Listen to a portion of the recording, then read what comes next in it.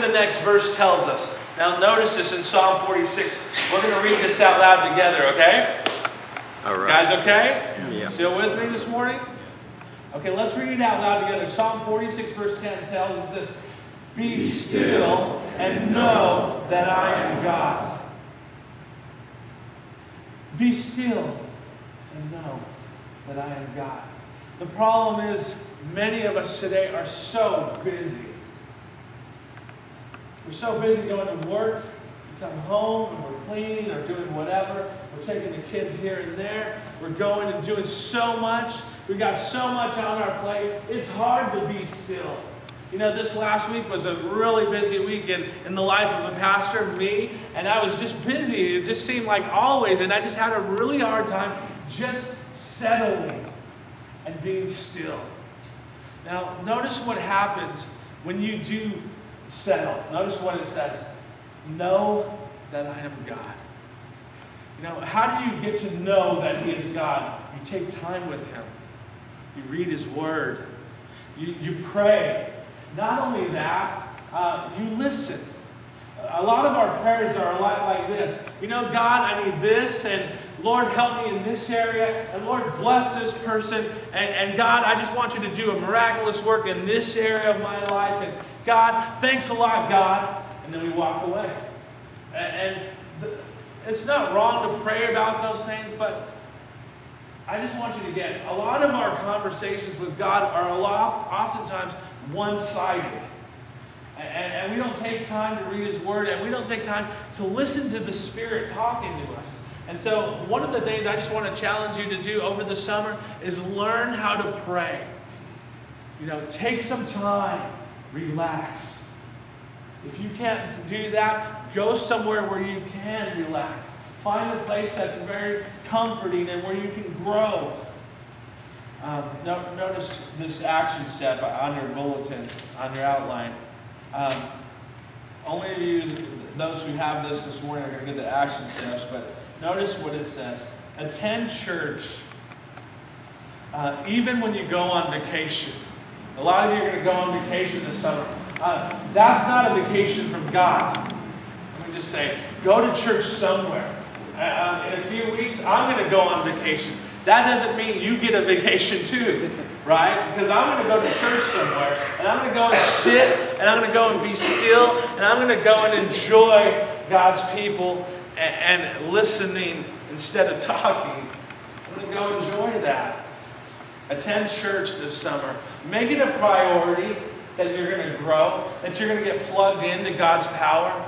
Notice the second thing that you can only get in a church. It's the only place I can find people to live with. Now remember I said, sure, you might find a few of these things outside of the church, but it's only in the church that you're going to get all 5 of these. It's the only place I can find people to live with. What kind of people? God's people. In Genesis chapter 2, verse 18, when He was looking at Adam and He was looking at everything that He created, He looked down, and this is the only time, the first time God ever said that something was not good. He looks down at Adam all alone there in the garden with all the animals and everything else, and He says, it is not good for a man to be alone. It is not good. Now, I know He was talking about marriage and that concept, but it's true everywhere else. It is not good for you to be isolated from people. It is not good for you to be a hermit in your room. Why? Because then self-doubt and self-pity comes along, and you can just eat that stuff up. And a lot of times people just have pity parties when God says, no, I did not create you to be in your room all alone. I created you to live with people, not just people, God's people. Now, I've already said that the church is a family. It's not a business. It's not a club. It's not somewhere you just go hang out. It's a family. The thing I notice about God's family, that I notice about every family, that it's a little dysfunctional at times. Isn't that true? How many of you have dysfunctional relatives in your family? Raise your hand. Okay. If you didn't raise your hand, you might be the one. No, I'm just playing. I'm just playing. Even though God has created this amazing family, There's sometimes dysfunction in a family. But you know what? As a family, you move past that. You learn to forgive. You learn to move on. You learn to get on the same page and say, look, regardless of our differences, we're going to love each other. And we're going to go together to the place where God has called us together. And that is the place that's called the church. God's family, His people. Ecclesiastes 4:9-10 tells us, 2 people are better than 1, because they can get more done by working together. If one falls down, the other can help him up. This is so true in my married life. When one of us is sick, if Jennifer and I get sick, the other one helps the other person out, right? Takes care of the kids, makes sure things are done around the house. That is a great example of what it means to have somebody that's going to help you out. And it doesn't have to be a wife, single people. It needs to be a friend, somebody that you can depend on, somebody that you can hang out with, and you can do life together. And if it's going to be a close, personal, intimate friend, make sure it's a Christian friend. Somebody that's going to try and encourage you and challenge you to grow in your faith and just walk alongside of you during that time. 2 people are better than 1. If one falls down, the other one can help him up. I believe the next verse says something like this. Pity the one who falls down and has nobody to help him up. The person that falls down and they're all alone usually live in pity. You know, poor me. You know, if I only had a friend, if I only had a life, if I only had whatever. And God says, look, I created you for a family. Don't separate yourself off from God's family. Now notice this. In Hebrews 10:25, the Bible tells us, let us not give up the habit of meeting together. Circle the word habit. Let us not give up the habit of meeting together. Instead, let us encourage one another. The Bible says that going to church and meeting with other Christians, it's a habit.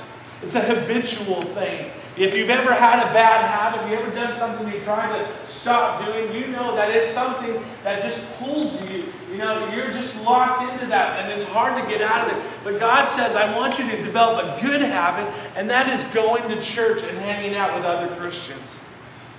That's a habit that you have to learn how to develop. And let me just be totally honest with you. It is so hard to get up every Sunday and go to church.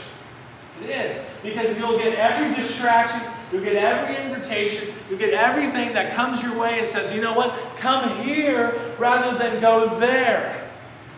This morning I got up and I was sitting at the edge of my bed, and you know how it is when the alarm goes off, right? My wife is like, good morning, God. And I've said this before, I'm like, good God, it's morning. Jeez.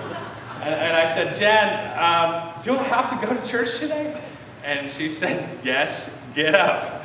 And I said, why? Why do I have to go to church today? And she goes, because you're the pastor. And I thought about it, and I got up. Eventually, let us not give up the habit of meeting together. The Bible says, instead, let us encourage one another. You know, when I come to church, I'd rather be encouraged than discouraged. I don't know about you. I really would. One of the reasons why I try to preach encouraging messages is because we already know how bad it is, right? Just turn on the news. You know, talk to somebody who's negative. You know, you don't want to come to church and just hear another negative story. I want to encourage you guys to live the life God's called you to live. And when you come to church and when you're hanging out with other believers, you should be an encouragement too. Now that doesn't mean you have to fake it and that you have to have everything together, because nobody has everything together. But it does mean that you have to make an effort to pour into other people's lives. And when God has blessed you, be a blessing to somebody else. And when you're struggling, let some brothers and sisters in the Lord just surround you and love on you. And guys, let me just encourage you, if somebody comes to you and says, you know, I'm really struggling in this area, stop, take a moment, ask them if they can pray for you, if you can pray for them, and just do that, guys. Show them that you love them. It's the only place you can find people to live with. Now, the third thing that you're only going to find at church is this. It's the only place you can find principles to live by. The church is the only place that you can find principles to live by. You're going to find power to live on, you're going to find people to live with, and you're going to find principles to live by. Now, when I talk about a principle, I'm talking about a conviction, not an idea. Sometimes when you have a belief, your beliefs can be changed. Isn't that true? You might have believed this way for a while, and then you heard some new information, and then you heard something new, and it changed your belief about that. But a conviction or a principle